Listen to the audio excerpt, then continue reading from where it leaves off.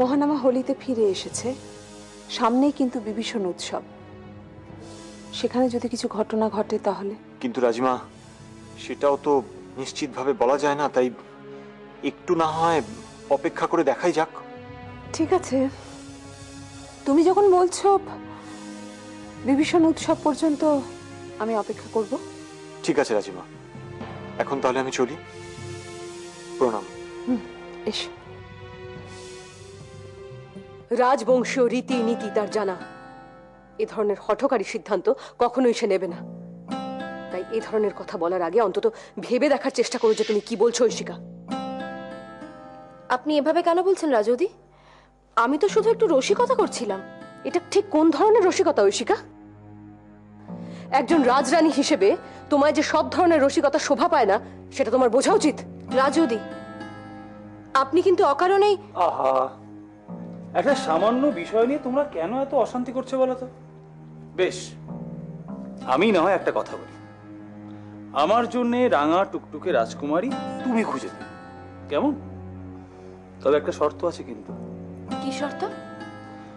শর্তটা হলো সেই রাঙা টুকটুকে রাজকুমারী যেন তোমার মতো হয়। ঠিক আছে, আমি রাজি। বিশ্বাস করো জয়ম, আমার এখনো ভাবলে খুব কষ্ট হয়। ভাই কাকা যে আমাদের প্রতিপক্ষ শিবিরের মানুষ, আমি এখনো ভাবতে পারি না, এখনো না।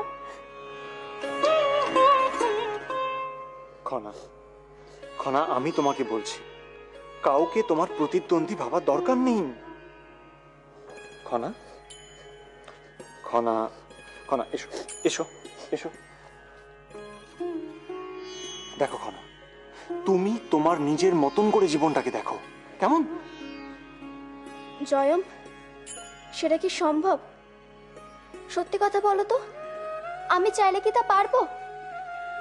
কেউ কি চোখে আঙ্গুল দিয়ে বলবে না এরা এই শিবিরের আর ওরা ওই শিবিরের?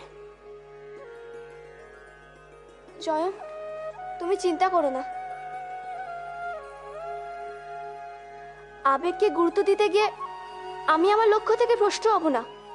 আমি সব সামনে নেব, সব সামনে নেব। আজ আমার ভাই মহানামা ফিরে এসেছে, এর থেকে বড় সুসংবাদ আর কি হতে পারে? মহারাজ, রাজকুমার ফিরে আসায় আমরা নতুন করে আমরা শক্তিশালী হলাম। আমাদের এই রাজ্যের আভ্যন্তরীণ স্থিতিশীলতা বাড়িয়ে তুলতে রাজকুমারের উপস্থিতি অত্যন্ত গুরুত্বপূর্ণ ভূমিকা নেবে। তা কেন সভাপতি মশাই? আমাদের রাজ্যে কি অভ্যন্তরীণ স্থিতিশীলতার কোনো সমস্যা ছিল? না না, উনি বোধহয় বলতে চাইছেন যে মহানামা ফিরে আসায় এই স্থিতিশীলতা আরো বৃদ্ধি পাবে। মহারাজ, আমি আপনাকে বলার জন্য শুধু সঠিক সুযোগের অপেক্ষায় ছিলাম। রাজকুমার, আপনি কি দেখলেন? রাজ্যের সাধারণ মানুষের অবস্থা এখন কি রকম? আসলে এই এক বছরে রাজকুমার যে চূড়ান্ত পরিশ্রম করে রাজ্যবাসীর সঙ্গে একাত্ম হতে পেরেছেন, তাদের দুঃখের সঙ্গে তাদের কষ্টের অংশীদার হতে পেরেছেন, একথা হয়তো তিনি নিজের মুখে বলতে পারছেন না। তাই তবু আমরা ওনার মুখ থেকেই শুনবো। ঠিকই তো, ওনার অভিজ্ঞতা ওনার মুখ থেকে শোনাই ভালো। আমি সিংহলের বিভিন্ন প্রান্তে ভ্রমণ করেছিলাম। আমি প্রথমেই সিদ্ধান্ত নিই যে প্রথমে আমি এই সিংহলের উপদ্রুত অঞ্চলে ভালো করে নিরীক্ষণ করব। ভাই কাকা, সারা রাজ্য ঘুরে তোমার কি মনে হলো? আমাদের রাজ্যে কি শুধু দুঃখই আর কষ্টই আছে? মানুষ কি কোথাও সুখে নেই?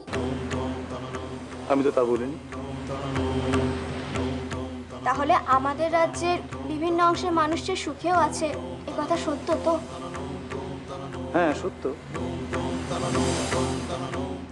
সেসব প্রান্তে গিয়ে তুমি নিশ্চয়ই শুনেছ যে প্রজারা সিংহলে বর্তমান রাজার সম্বন্ধে ধন্য ধন্য করছেন, কি তাই তো?